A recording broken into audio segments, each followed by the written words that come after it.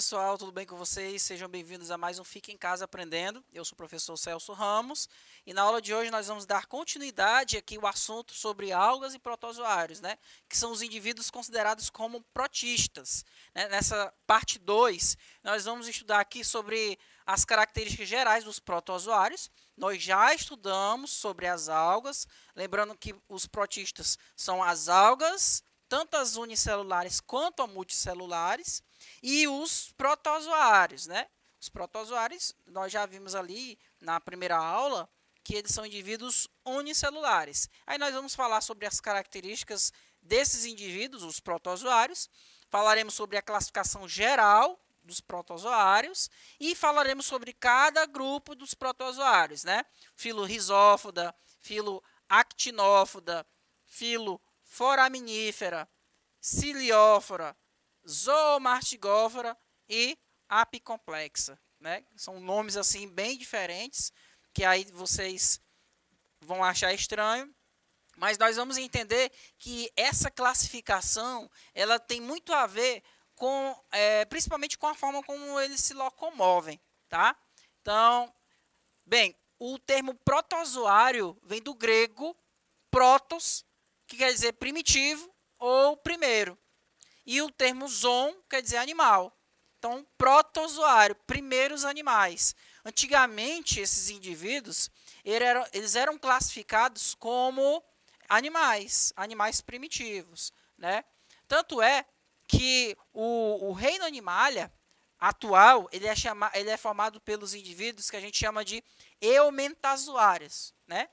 O termo eu quer dizer verdadeiros, né? Verdadeiros animais. E aqui o termo proto, primeiros animais. Então, depois, com as classificações mais atuais, esses indivíduos aqui foi retirado do reino Animalia e foi incluso no reino dos protistas, ok? E eles são indivíduos que todos são unicelulares. Cada indivíduo protozoário é formado por uma única célula. Eles são heterótrofos, né? Eles não produzem o seu próprio alimento. Precisam consumir matéria orgânica do ambiente. Eles vivem em água doce ou água salgada, você pode encontrar também, em regiões lodosas e em terra úmida. Onde você encontrar água, você tem uma forte possibilidade de encontrar protozoários, ok? Além de serem saprófagos, o que é saprófago, professor? Se alimentam de matéria orgânica em decomposição, né? Eles podem se alimentar de organismos vivos também. E no caso dos protozoários que se alimentam de organismos vivos, quer dizer que esses indivíduos eles produzem doenças, né? Inclusive, nós encontramos protozoários que causam doenças em pessoas, em seres humanos. Essas doenças são chamadas de protozoonoses, né? Doenças causadas por protozoários. Inclusive, nós temos uma aula só sobre essas doenças, né? Elas podem se alimentar de organismos vivos, como, por exemplo, bactérias, algumas algas podem servir de alimento para protozoários e também alguns protozoários podem comer outros protozoários, né? Eles podem predar-se, ok? Algumas espécies são parasitas, como eu já mencionei para vocês, que causam, nesse caso, doenças. E outras são mutualísticas. Como assim mutualística? Quer dizer que elas podem viver um dentro do outro, né? Por exemplo, existem protozoários que estão alojados no intestino, por exemplo, de cupins. Os cupins, eles não digerem a celulose. Quem digere a celulose são protozoários que estão ali no interior do intestino deles. Aí eles estão se alimentando e, ao mesmo tempo, estão ajudando o cupim a digerir a celulose, né? Então, eles estão ali vivendo em mutualismo. Ok, pessoal? Esses protozoários eles também podem apresentar organelas bem desenvolvidas. Pessoal, eu posso dizer que as organelas são como se fossem os órgãos. Logicamente que a gente não pode dizer que organela é a mesma coisa que órgão, né? Que organela são estruturas que ficam no interior das células. Que os protozoários, eles já são as próprias células, ok? Então, essas foram as características desses indivíduos. E eles são classificados dessa maneira aqui, né? Eles são classificados, nessa primeira classificação, que está logo abaixo aqui do nome protozoário, é a classificação dos indivíduos de acordo com a maneira como ele se locomove. Tem protozoário ameboide, que são aqueles que se locomovem utilizando estruturas que a gente chama de pseudópode, né? Existem protozoários ciliados, ou seja, são protozoários que se locomovem por estrutura chamada de cílios, né? Os cílios, eles são como se fossem pelinhos, né, que se movimentam, ajudando ao indivíduo se movimentar. Tem protozoário que se locomove por estrutura chamada de flagelo, e protozoário que não tem estrutura locomotora, que são os esporozoários, né? Então, nós vamos entender aqui, ó, dentro dessa classificação, nós temos esses grupos aqui. Quem são os protozoários ameboides? Tem aqui, ó, os Rhizópoda ou Sarcodina, tem o Actinópoda, tem o Foraminífera. Esses três grupos aqui são ameboides, são semelhantes às amebas, ok? O grupo dos ciliados, ele vai formar o filo Ciliófora, né?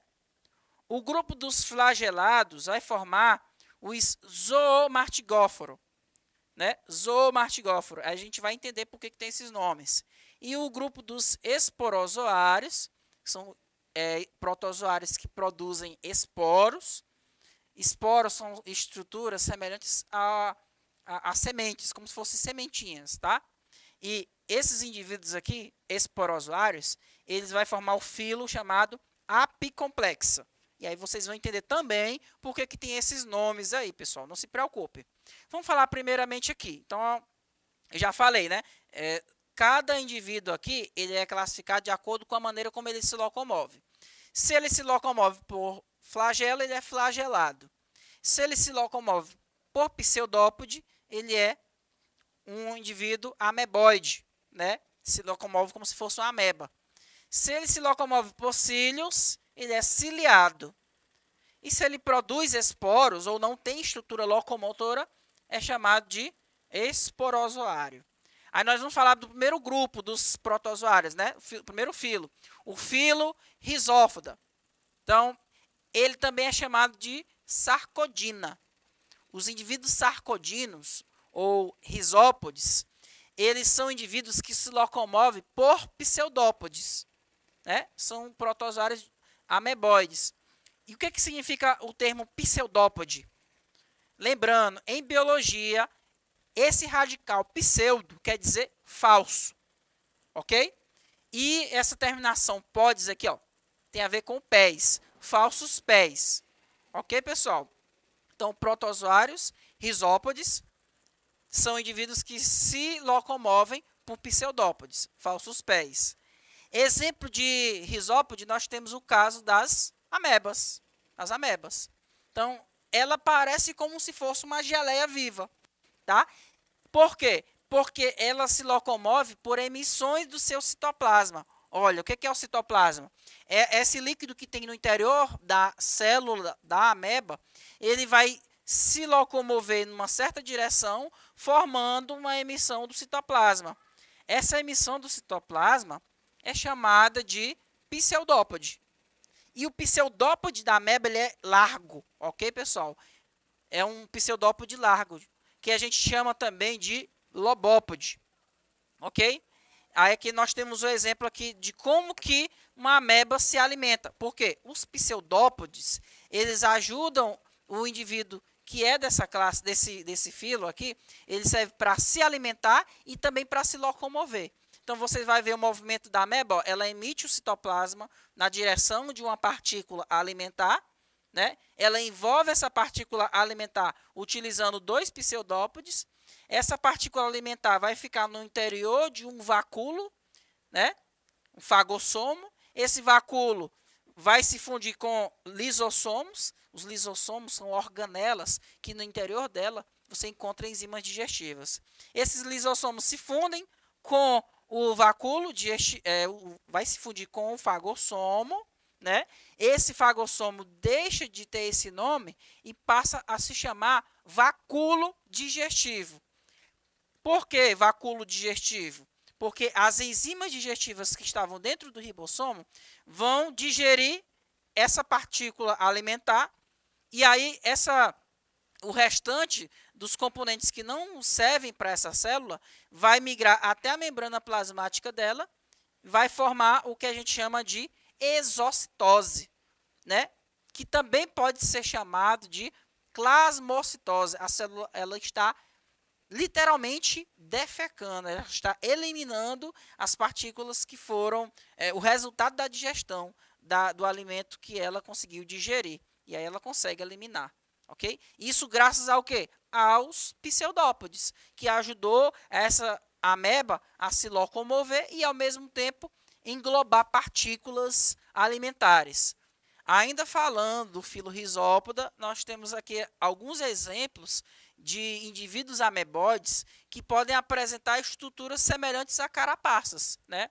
Essas estruturas semelhantes a carapaças podem ser formadas, inclusive, por pequenos grãos de areia. Ok, pessoal? Ainda falando aqui dos grupos do filo Rhizópoda, certas amebas elas podem viver no corpo de humanos, sem causar prejuízo, tá? É o exemplo da entamoeba histolítica, que é um tipo de ameba encontrada no intestino, né? E um outro tipo de ameba, que é a entamoeba gingivalis, tá? Que nós podemos encontrar justamente nas nossas gengivas. Tá? Esses indivíduos eles não vão causar prejuízo, mas são indivíduos que têm uma relação conosco que a gente chama de comensalismo. Elas não causam prejuízo e obtêm benefício, que é por causa do fato de elas viverem no nosso corpo, elas estão obtendo alimento. Ok? Existem espécies parasitas também. É o exemplo da entamoeba histolítica, que é a que vai causar a desinteria amebiana ou a amebíase. Ok, pessoal? Outro exemplo de protozoário amebóide são agora dos indivíduos do filo Actinópoda. Tá? Filo Actinópoda. São protozoários amebóides dotados de pseudópodes. Só que diferente das amebas, né? Lá nas amebas os pseudópodes são largos. Aqui os pseudópodes eles são filamentosos, né? Que a gente chama de axópodes. Lá nós tínhamos o exemplo de pseudópodes que eram chamados de lobópode. Aqui, os pseudópodes têm outro nome, é chamado de axópode, porque eles são fininhos, são filamentosos. Então, você vai ter indivíduo aqui, ó, os pseudópodes eles vão formar filamentos finos, parecidos com raios, ok? E esses indivíduos são sustentados por um eixo central, que se projetam como raios. Ok? Então, são os protozoários amebóides do filo Actinópoda. Possui uma carapaça externa de carbonato de cálcio, né? Pode ser formado de quitina ou de fragmentos calcários e silicosos, selecionados da areia. A carapaça vai ter numerosas perfurações por onde saem os pseudópodes, né? Nós temos aqui, ó, uma carapaça e no interior dessa carapaça vai partir esses pseudópodes, né, por meio desses orifícios. A maioria vai ser marinho, tá? Muitas espécies vivem na areia ou no longo de praias e mares. Nós temos um outro tipo de protozoário que também é amebóide, só que é do filo Foraminífera. Qual a diferença deles? Os foraminíferos eles possuem uma concha, uma carapaça, né, parecida com uma concha de um caracol, só que muito pequena, e parte dessa concha um outro tipo de pseudópode, que a gente chama de reticulópodo. Por que reticulópodo? Porque eles são parecidos com raízes de plantas. Eles são pseudópodes que se ramificam, né? Aí nós temos o exemplo aqui dos foraminíferos.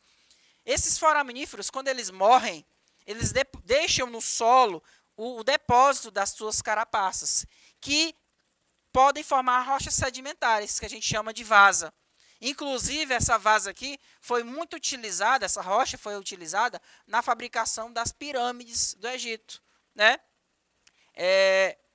Principalmente essas vasas aqui, nós encontramos carapaças de protozoários do gênero Nummulites. Ok, pessoal?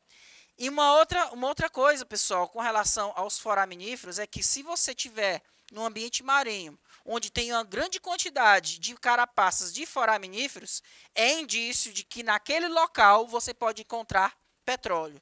Então, a grande presença de carapaças de foraminíferos são fortes indicadores da presença de petróleo. Tá? Agora, falando dos indivíduos ciliados, já terminamos de falar dos indivíduos ameboides, né?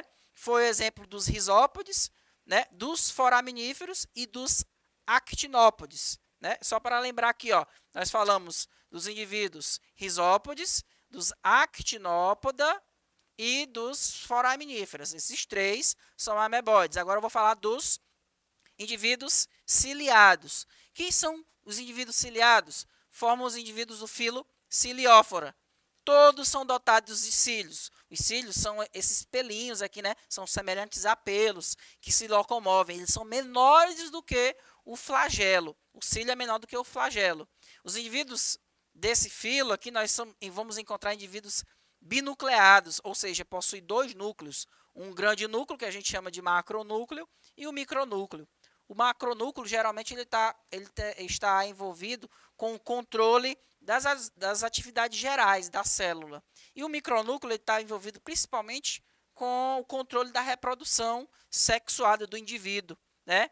Aí, esses indivíduos ciliados, eles podem se dividir por divisão binária ou por conjugação. Né? Você tem dois indivíduos geneticamente diferentes, e aí, nesse processo de conjugação, os micronúcleos, eles vão ali, ó, sofrer divisões, né? Essa divisão aqui forma duas células, dois micronúcleos vão formar 4 micronúcleos. Vai haver trocas de micronúcleo entre essas células. No final desse processo, os indivíduos que se juntaram vão se tornar diferentes, né? Geneticamente um do outro, promovendo o processo de variabilidade genética. O outro filo de protozoário são os protozoários flagelados, né? Que também formam o filo Zoomartigófora.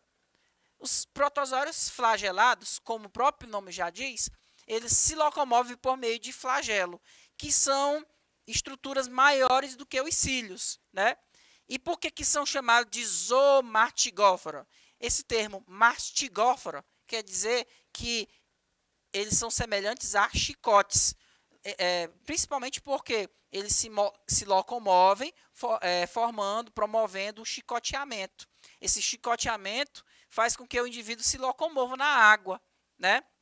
Alguns são de vida livre, usam os flagelos para nadar ou capturar alimento, podendo ser sésseis. Aqui nós temos o exemplo aqui de um tipo de protozoário que é colonial, ou seja, vários indivíduos, né, da mesma espécie que vivem em um mesmo corpo, né, eles são sésseis. O que é séssil? O indivíduo séssil é um indivíduo que fica fixo no substrato, como se ele fosse uma planta. Então, aqui, esse protozoário, nesse caso, o flagelo dele aqui é o exemplo dos coanoflagelados. Né? O flagelo desse indivíduo, ele vai servir para promover um chicoteamento, uma movimentação da água, para que ele consiga atrair partículas alimentares. Né? Nesse caso aqui, o flagelo está servindo para capturar alimento. Nesse outro indivíduo, que é o exemplo do Trypanosoma cruzi, né, que é o protozoário que causa a doença de Chagas, esse protozoário aqui, o flagelo dele serve para ele se locomover, né, promovendo o nado, ok? E, por último, o filo dos apicomplexas, que são protozoários esporozoários. São protozoários que produzem esporos. Nesse caso aqui, eles não têm estrutura locomotora. Não tem cílio, não tem flagelo, né? Eles produzem esporos. São endoparasitas sem estrutura de locomoção. Né? O nome do grupo deriva do tipo de reprodução assexuada típica que apresenta esporogonia. Né? Nessa esporogonia ocorre a formação de estruturas semelhantes a esporos. E tem um outro tipo que é a esquizogonia, que também no final produz estruturas chamadas de merozoítos, que servem no processo de reprodução. Então esses são os principais grupos de protozoários e espero que vocês tenham entendido. Aguardo vocês na próxima aula. Tchau, tchau.